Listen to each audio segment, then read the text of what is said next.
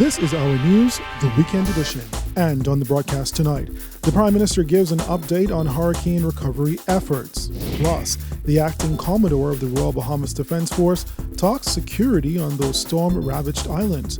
And a prominent bishop calls for cooperation between the country's former and present prime ministers.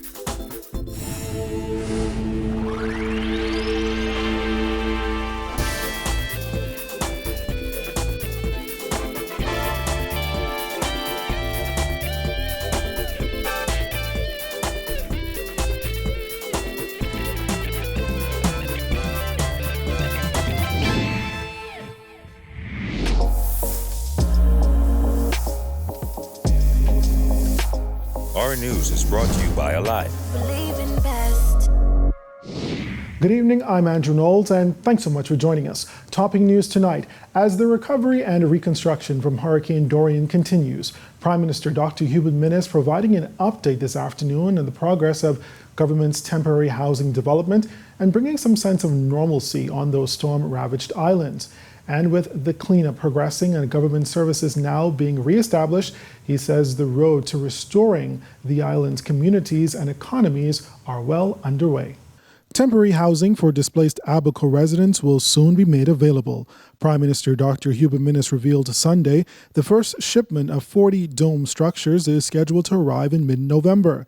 The site of government's Family Relief Center in ABACO was originally intended to house all 250 of the temporary housing structures. However, Dr. MINNIS says that location will now only house half, with the other half split between the Spring City and Central Pines areas. Initially, we were looking at a particular location, and then after further discussion, there were so many homes, I think about 47 homes that were destroyed in the Spring City area, and there were about 32 homes destroyed in the Central Pine areas. And after discussion, it was decided that it may be more helpful and better if the domes were set up near Spring City, where individuals whose homes were destroyed or compromised would remain in adjoining areas to their homes and can be facilitated working very easily. The same thing would subsequently apply to Central Pines. And while Dr. MINNIS did not fully go into the process of how displaced residents would be selected for the domes, he did make one thing clear. There will be no illegals in the domes, full stop, no illegals. Temporary housing is also being set up for workers in essential government services like health, education, law enforcement, and works. Government is also working with several NGOs like the Samaritan's Purse and the International Red Cross to facilitate other home repair and replacement programs on ABACO and Grand Bahama. This is the largest rescue and recovery operation this country has ever seen. Meantime, the Prime Minister says Marsh Harbour's port is now fully secured, and the international airport is expected to start receiving international flights by next weekend. TSA officials from the USA have started inspections of the airport, and the process has started to secure the perimeter of the airport with fencing. Power is expected to be restored to the north within a week or two. Cleanup efforts are also progressing well in the mud, sand bank, and other areas, including the Keys. Dr. MINNIS also noted that cleanup on Grand Bahama is progressing well. The Ministry of Works is preparing to issue additional cleanup contracts. And the latest structure assessments reveal that of the 3,656 buildings assessed so far in Grand Bahama, 54% received minimal damage, 19% medium damage, 16% major damage, and 8% were completely destroyed. Meantime, the Prime Minister also revealed that another major announcement is on the way for Grand Bahama. Well, government is also looking at creating the Bahamas National Recovery and Reconstruction Trust Fund. Prime Minister Dr. Hubert MINNIS says the fund will be an independent and non-political body to help fund home and building repairs. The proposed trust fund will provide the most vulnerable residents affected by natural disasters with up to $10,000 per household to assist families by providing building supplies, labor, or some combination of both. Dr. Minnis says government will provide the initial funds for the startup of the trust. However, he did not state how much that would be. A committee will be formed comprising subject matter experts who will help to operationalize the fund's efforts. The fund will receive applications from Bahamians in need and work with pre-selected contractors and project managers. Pre-approved applications, inspect homes, disperse funds directly to contractors or building suppliers, and receive necessary government approvals. Meantime, Acting Commodore of the Royal Bahamas Defense Force, Dr. Raymond King, said he's reviewing the security protocols in order to ensure safety on those storm-ravaged islands. Our Jillian Gray reports. Acting Commodore Dr. Raymond King said since taking on his new role, he's been assessing the force's security protocols in order to strengthen them, especially on the devastated islands. My initial impressions in ABACO was to ascertain the posture, the security posture of the Defense Force Marines. I've noted some concerns that I'm systematically addressing. The composition of the teams we had in ABACO in particular, we've made some leadership changes.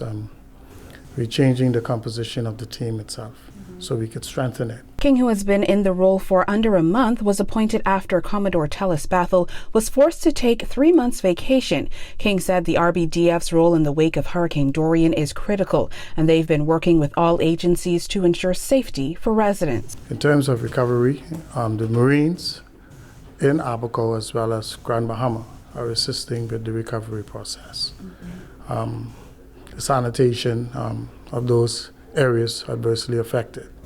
We are also working closely with the Royal Bahamas Police Force, conducting joint operations, road checks, roadblocks, rigid patrols, inner city patrols throughout the breadth of Marsh Harbour, as far north as Cooperstown and as far south as I think it's Winding Bay.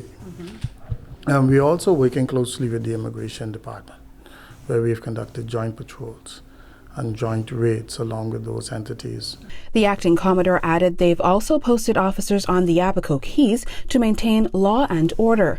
Officers are posted at relief distribution centers and have been helping the Port Department to resume normal working conditions. We've also worked closely with the Customs and the Port Department with the ISPS protocols in terms of opening up Marsh Harbour port, as well as the container port in Cooperstown. And so we're ensuring that the security protocols to meet the international shipping. And so we work close with our partner agencies. Reporting for Our News Weekend, I'm Jillian Gray. 2 months after Hurricane Dorian ripped into portions of Abaco and Grand Bahama, a one-stop shop for businesses affected is set to come on board, according to Finance Minister Peter TURNQUEST. During a recent press conference, TURNQUEST said the government is looking to strengthen the ease of obtaining business licenses and other documents for affected business owners. Where all of the services of government with respect to entrepreneurship will be under one roof. We anticipate that this process is going to tremendously streamline and make more efficient the whole process of getting into business, or in this case, reestablishing business. And so we look forward to that happening very, very shortly in both islands. And we're locating specific offices for that, which we will announce in very short order. Last week, 7 businesses from Abaco and Grand Bahama were presented with grant approval letters from the Access Accelerator Small Business Development Center to assist with rebuilding. The grants started as low as $5,000. According to SBDC Chairman Jeff Andrews, several other affected businesses have been approved and many others are in the pipeline waiting approval. These particular businesses were able to join us today, and so we say thank you to those business people. We understand that these funds are critical to the redevelopment of these communities as it is to the people. SBDC lead analyst Nicholas Higgs explained how those businesses were chosen and how much is granted. Every business is different, everyone's need is different, so it's not a cookie cutter way of analyzing that. So what we do is, as they do the application, as they bring in their quotes and they show their damages via pictures, or some situations there are no pictures because the item is completely gone through the hurricane. So we just go through the process until we figure out what the client needs to get themselves back to square zero to start their business and get it going. So there's no cookie cutter way. A Fiscal Responsibility Council member says its work is even more important in the aftermath of Hurricane Dorian. BOWE, a former president of ABACO, says the concept goes beyond making dollar signs. And fiscal responsibility doesn't mean profit or low loss. Fiscal responsibility means that in the circumstances you make the best decisions that are possible. So when we stop and focus on our attention, it isn't that we should be talking about, well, are we going to spend more than we earn? We know that, because we're having to restore those situations. But what we should be saying is, are we doing it in the most prudent manner? Meaning, it may cost me $300, $400 million to restore, but I don't need to spend it all in 1 year. So if I can spread that over time, what's most important is that I have sufficient money on the ground to be consumed and keep the economy growing and moving forward. BOWE says the best way to eat an elephant is one step at a time. When we move from that perspective, it isn't that fiscal responsibility has been thrown out the window. In fact, this is when it becomes most important, because this is when we need to have clear plans, clear guidelines on how we measure the success of those plans, and most importantly, agility to say that if plans aren't working, that we have an ability to correct course before we go down the path of wrong direction. So I would say that this is the prime time in fiscal responsibilities of greatest importance, because in good times, as they say, winning cures all ills. I think it was Bill Parcells. Well, in reality, in tough times is when I'm going to say the strategists and the most significant brain power should be deployed. Well, a church leader wants to see the country's current and former prime ministers work together in restoration efforts in ABACO and Grand Bahama. Our Jared Higgs tells us more. What I'd really like to see is still a coming together of the current prime minister and the two former prime ministers. Senior pastor at Mount Tabor Church, Bishop Neil Ellis, is renewing calls for the country's current and former prime ministers to collaborate on Hurricane Dorian recovery efforts. I still think they have a contribution they can make. I think it calls for each of them humbling themselves and coming back together for the common good. Following a trip to ABACO, former Prime Ministers Perry Christie and Hubert Ingram told reporters that they did not see a role being carved out for them, despite offering assistance to Prime Minister Dr. Hubert MINNIS. This resulted in MINNIS releasing a statement describing those remarks as misleading and distracting. Ingram responded, insisting that MINNIS inaccurately represented their four conversations. For Christie's part, he says that had he been Prime Minister, he would have appointed Ingram to oversee ABACO's recovery. Bishop Ellis was asked to clarify whom he thought needed to humble themselves. All three of them. I think all three of them. Dr. MINNIS is our prime minister. He has the power, so he can call them together again and say, "But guys, listen, man. I know we didn't get off to a good start with this. Can we try again?" Or our two prime ministers who have served this country for a total of, I think, 25 years.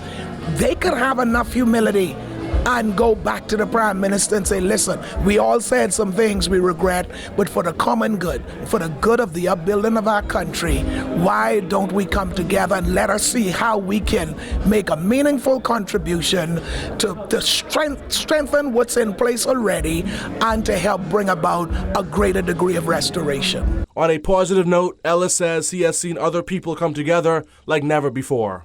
I am beginning to see the spirit of brotherhood resurfacing in our country through this hurricane. We are becoming our brother's keeper again. It's taken me back to the late 70s. As it relates to the restoration on a national level, I was so relieved yesterday to hear the government talking about the debt-free zones and doing some funds for small businesses. And I think that's the kind of trajectory we've got to be on. It has taken us a while to get there, but it's better late than never. Reporting for Our News Weekend, I'm Jared Higgs. In other news this evening, now that line staff employees of the National Insurance Board have voted to strike once again, Public Officers Union President GHION ROACH says he hopes NIB Executive Management and NIB Minister Brenzel Roll work to ensure those employees get what they deserve. On Friday, the employees took part in another strike vote just a week after their previous vote was deemed invalid.